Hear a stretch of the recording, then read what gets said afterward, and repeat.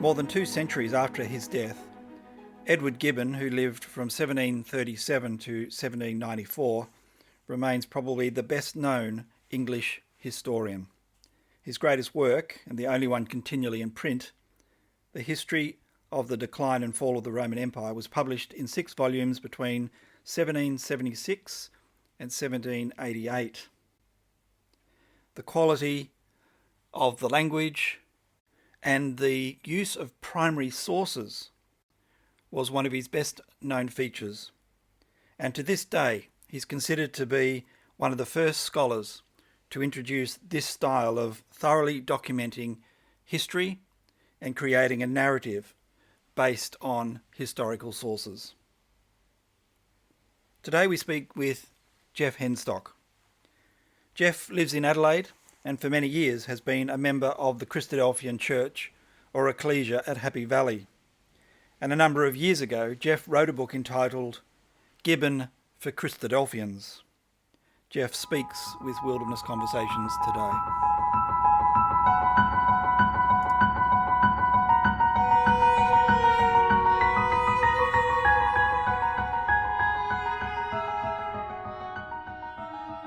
Geoff, tell us about Edward Gibbon, the man who wrote The History of the Decline and Fall of the Roman Empire.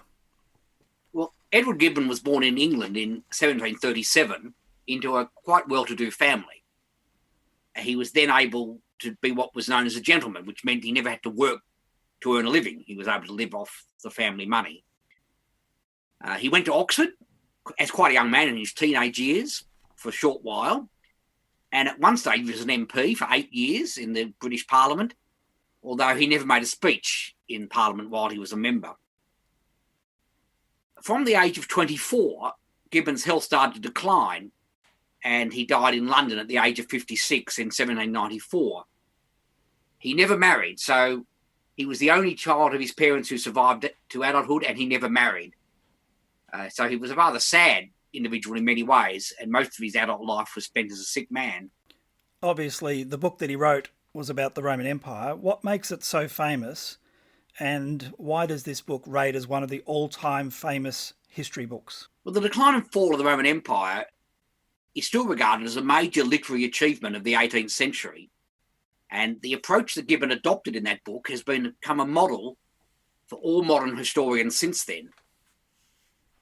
And you might say, well, what's so different about his history? Well, what made Gibbon's work so revolutionary at the time, and what has caused it to set a trend for all subsequent historians, was his extensive use of original sources to build the narrative of his history. He went back to original ancient records, writers and so forth, to build the picture of the period about which he was writing. And from that time on, this became the standard academic approach to the study of history. So Gibbon has been justly called the first modern historian of ancient Rome. And modern historians still follow in his footsteps, even when they might draw different conclusions about certain aspects of Roman history. And if you read modern history works on Rome, you'll still see references to Gibbon's work. In addition to this, Gibbon's writing style is quite engaging and indeed very colourful and quite racy. And he's had an influence not just on history, but also in the wider world. Winston Churchill, for instance, was a great fan of Gibbon, and scholars have seen in Churchill's writings and his speeches evidence of the influence of Gibbon's work. So he has been quite an influential man in many respects, and his book's been very influential.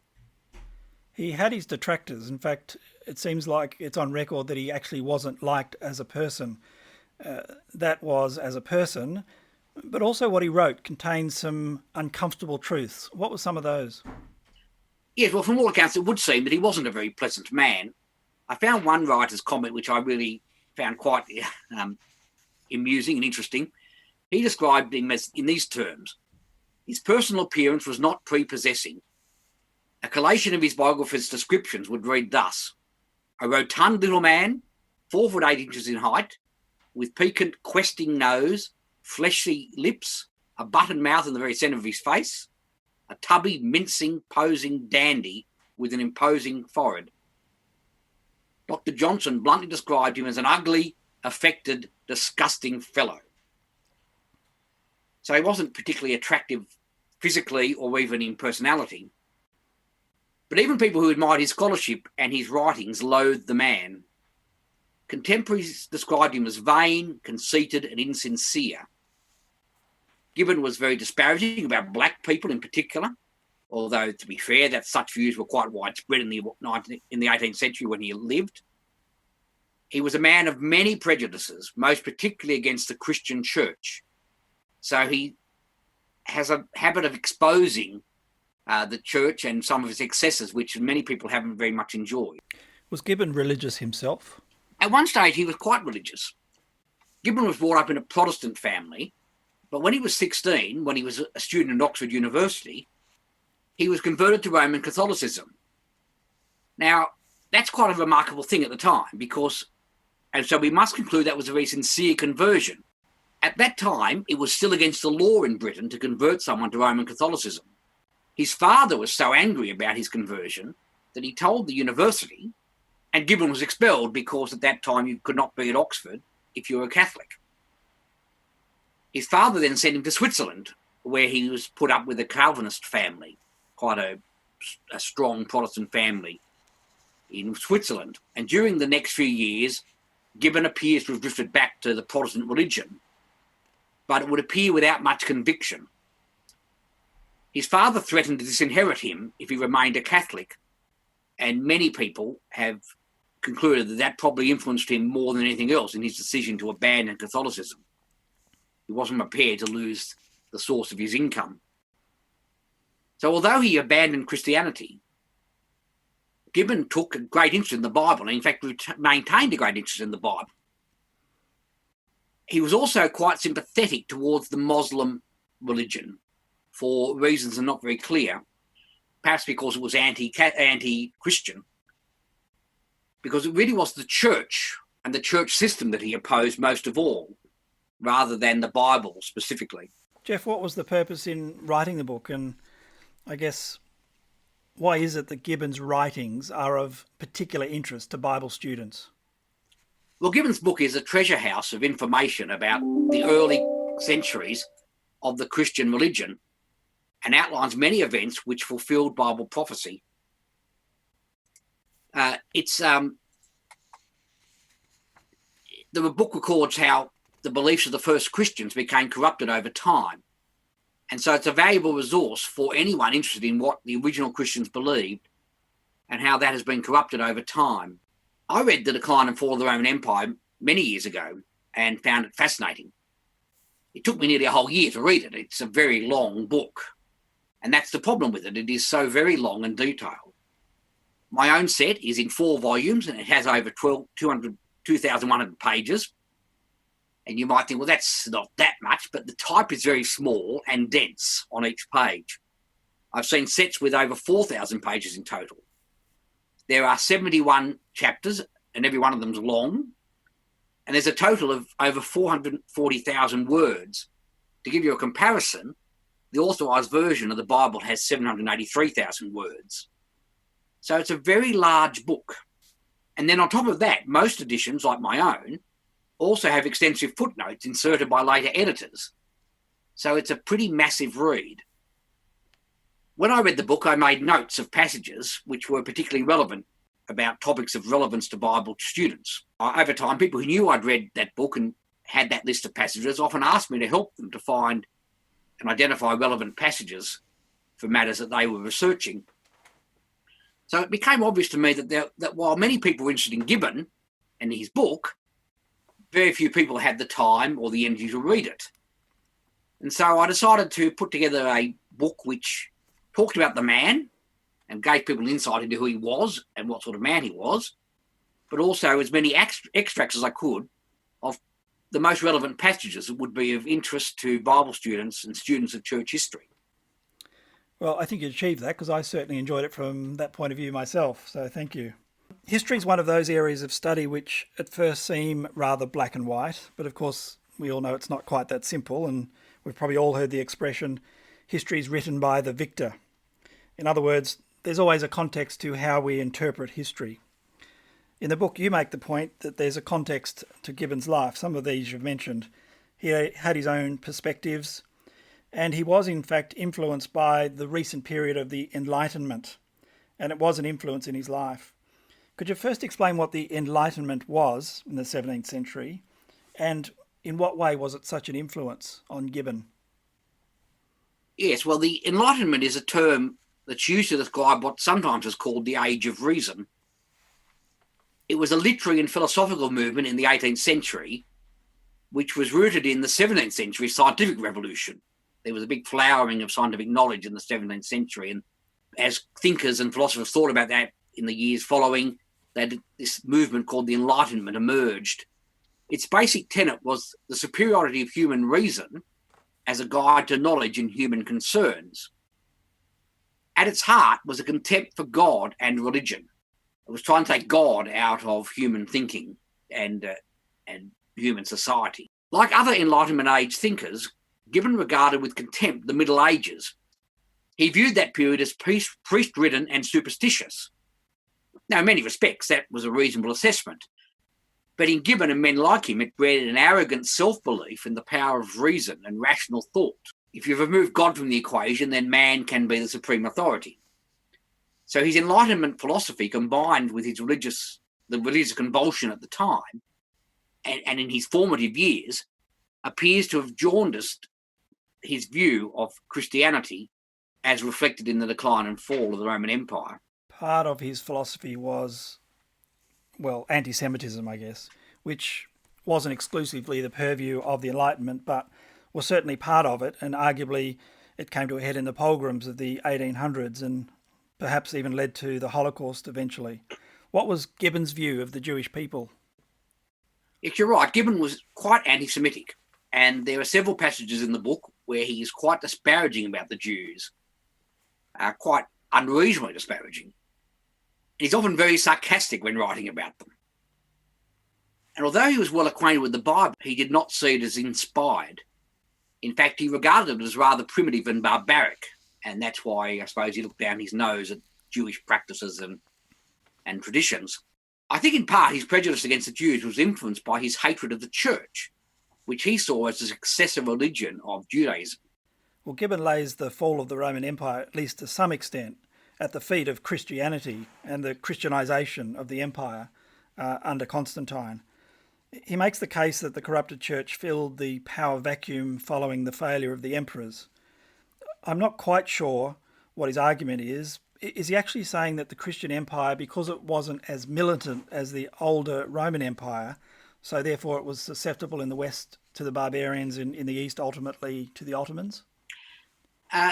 Yes, I think that's fairly good summary. Gibbon did see the rise of Christianity as one of the key causes of the decline of the Roman Empire. But I think in fact that reflects in part his extreme prejudice against the church. What his premise is that the empire succumbed to barbarian invasions mainly due to a gradual loss of what he called civic virtue among its citizens, which he argued was a consequence of the spread of Christianity. In his view, the Romans who became Christians became soft and unwilling to live a mainly military lifestyle. Specifically, he argued that Christian teaching of a better life after death fostered indifference towards the present life among the Roman citizens.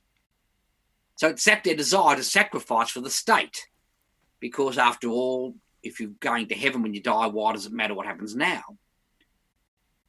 Gibbon also criticised the New Testament doctrine of non-resistance, which he wrongly identified as Christian pacifism, and he claimed that this had hampered the traditional Roman warlike spirit, which he admired.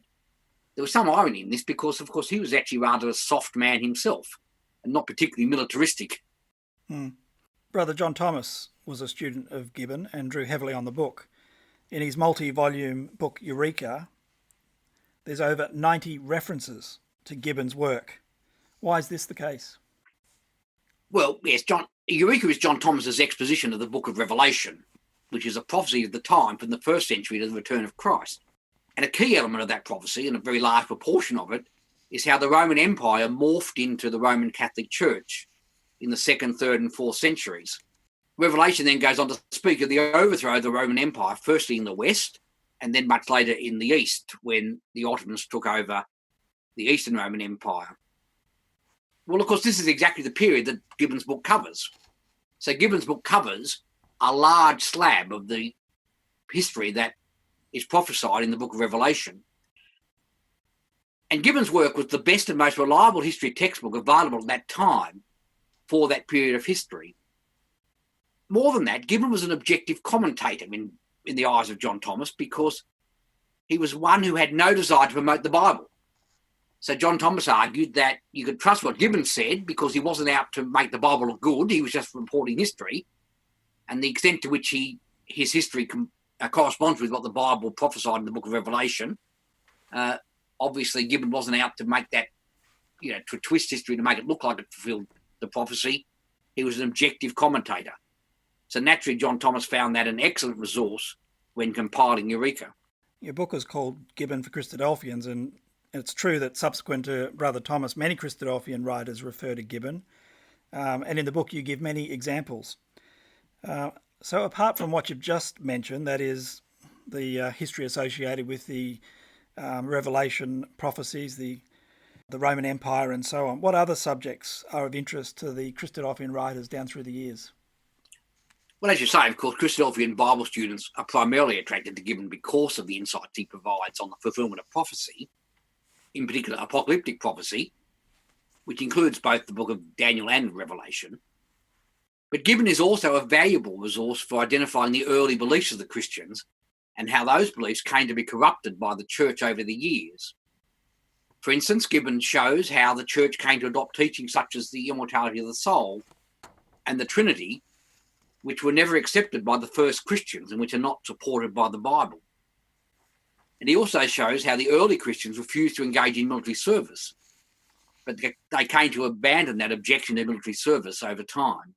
So he's full of information helping to establish how the original Christians interpreted the Bible and how that was corrupted over time by the church.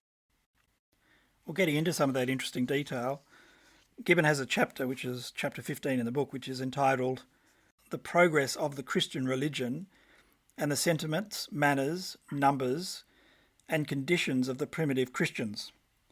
He has a lot to say as to how a tiny religious movement from a now defunct Judean kingdom grew and overthrew paganism and became the dominant religion of the then known world, the Roman Empire. He does, and that chapter 15 and the next chapter are really the heart of the book for students of church history, the early years of the church. And many historians have cited the 5 reasons that Gibbon argued were the reason Christianity grew so quickly to become the dominant religion of the Roman Empire. He gives 5 reasons, and as I said, many historians have supported these conclusions. And the 5 reasons are, firstly, the inflexible zeal of the Christians. Secondly, the doctrine of a future life, which of course offered the poor a hope of something much better. Thirdly, the miraculous power of the primitive church, by which he means the gifts of the Holy Spirit, the miraculous gifts. Fourthly, the pure and austere morals of the Christians, which made them stand out from many of the Romans and Greek people of the time. And 5, the union and discipline of the Christian community. Now, there's much truth in that list of 5 reasons, but like all such summaries, the list has its limitations. And other historians have quite rightly drawn attention to the Roman transport links, for instance, and the peace which Rome imposed on the Mediterranean world in the first few centuries after Christ, the so-called Pax Romana, and how that helped to facilitate the preaching of the gospel. And when you read the book of Acts, for instance, you can see how Paul took advantage of those things. There is, however, another significant factor in the growth of Christianity in those early years, which Gibbon's prejudices would never have allowed him to acknowledge. And that, of course, is the providential oversight and control of God. So while Gibbon's summary is quite valid in many ways, insofar as it goes, it's not the whole story.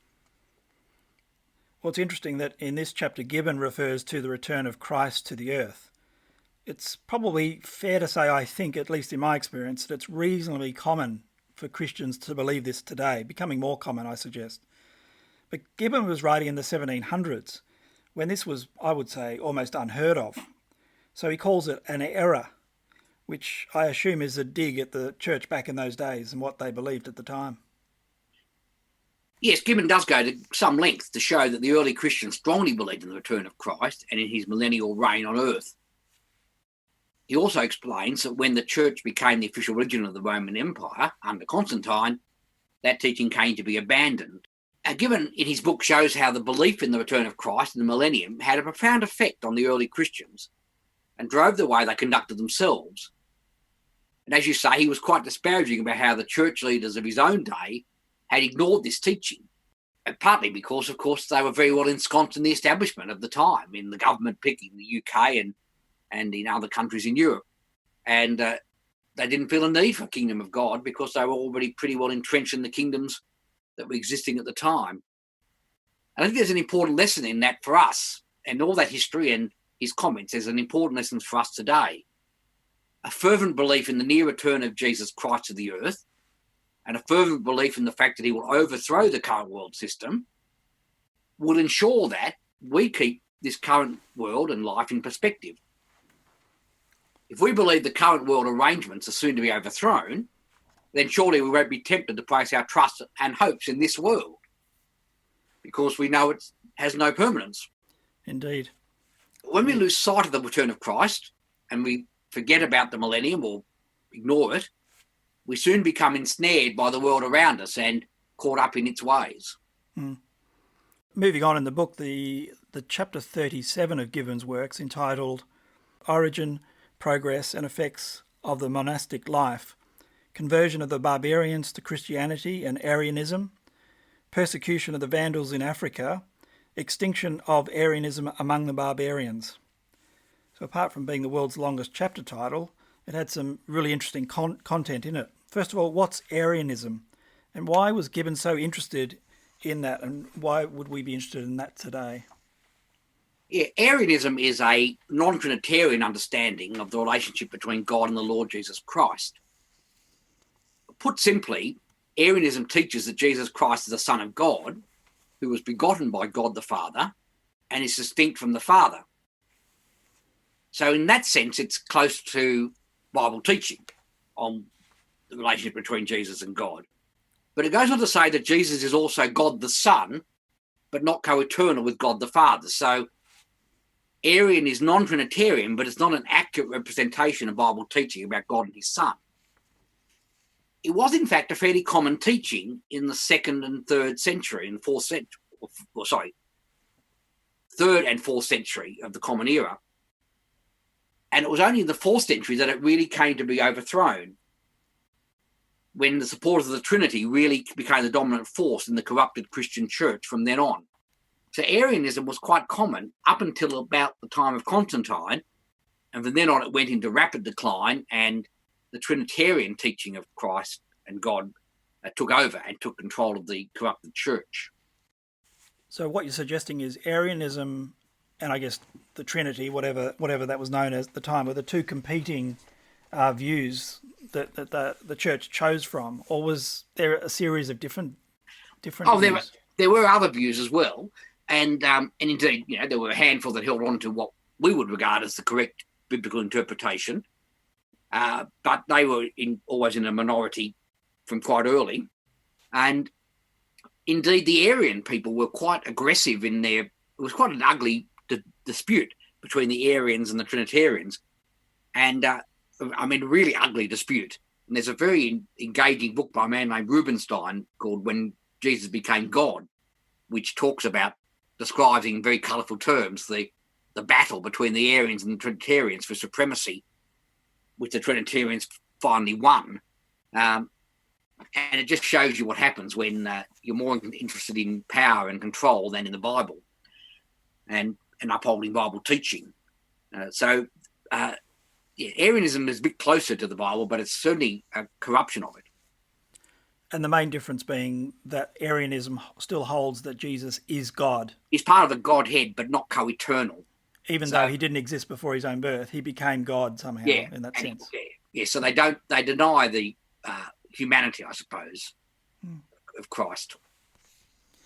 Gibbon has more to say about the concept of a Trinity that became embedded into the state church, and in particular the persecution of those who rejected the idea of the Trinity and the doctrine of incarnation, and he's got a chapter entitled The Theological History of the Doctrine of the Incarnation. He is scathing of the idea of the Trinity and seems to have some affinity for Islam, which we mentioned just before, because of the unity of their deity in the Islam faith. Yes, Gibbon acknowledges that the early Christians, whose teaching was consistent with the Old Testament, of course, knew nothing of the doctrine of the Trinity. And he shows that the Trinity was really a doctrine derived from pagan religious systems, largely by the teaching of followers of Plato, the teachings of Plato. It's true that Gibbon said that the Muslim concept of the unity of God was more reasonable, but I suspect that may in part be because he was attracted to any system that was so opposed to the church. Because he, of course, himself personally did not believe in God. So he could not be wedded to any form of teaching about the Godhead. But you're quite right, he was more sympathetic to Muslim teaching than to the Trinitarian teachings of the church. Well, I suspect it's fair to say that most people are not going to rush out and buy a copy of Gibbon's book and read the tome. What's the takeaway message? Why is it important to us today? Well, of course, you're right. It's true that most people will not invest the time needed to read Gibbon. The book is still in print and readily available, and obviously some people still enjoy reading it, but not many are going to have that much time and energy. And as one who's read the book, I can appreciate why that's so. It does take a lot of time. For those who are curious about Gibbon and what he wrote, the book I prepared might serve as a reasonable summary and introduction, because it is important to understand both the man, if you're going to quote him particularly and you refer to him, you need to know what he really thought, what sort of person he was, as well as knowing what he wrote. But Gibbon does remain important and relevant today. You know, it seemed incredible, but historians today still respect what he wrote. His book is a reliable and interesting resource on the Roman Empire from the period from the 1st to the 14th century. So it's especially valuable to Bible students because he was opposed to the Bible, and his comments cannot therefore be construed as being slanted to support the Bible. You know, if you have a historian who strongly supports the Bible, it's possible that he will distort the facts to, support the Bible, perhaps, arguably. Whereas this man, if anything, is not going to do anything that supports the Bible deliberately. So when what he says is consistent with your understanding of the Bible, you can be pretty sure it's a fair representation of the facts. It's ironic, in fact, that his work can be relied upon to demonstrate the accuracy of Bible prophecy as fulfilled in Roman history, because I suspect that's the very last thing he would have wanted to set out to achieve. Geoff, your book is very easy to read and certainly would take a fraction of the time to read than Gibbon himself. If anyone would like a copy of the book, Gibbon for Christadelphians by Geoff Henstock, you can buy it on the Christadelphian Scripture Study Service website, and it will be delivered right to your door. That's at www.csss, that's cSSS.org.au. In the UK, it's available from the Christadelphian. Geoff, thanks for speaking to Wilderness Conversations. Thanks for having me.